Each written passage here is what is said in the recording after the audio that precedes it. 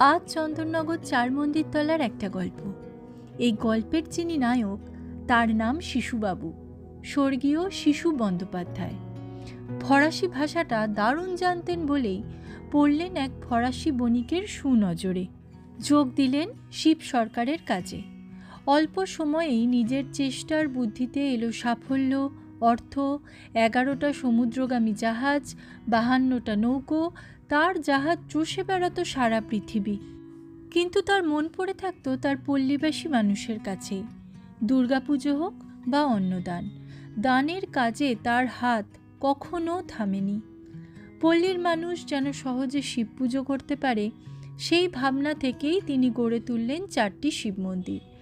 এক সারিতে দাঁড়িয়ে থাকা এই একরত্ন মন্দিরগুলো।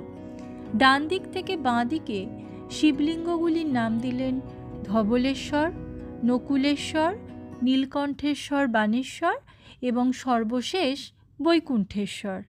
আজ শিশুবাবু নেই, তার জাহাজও নেই, কিন্তু কিংবদন্তি গল্প হয়ে আজও দাঁড়িয়ে আছে চার মন্দির তলার এই 4 শিব মন্দির।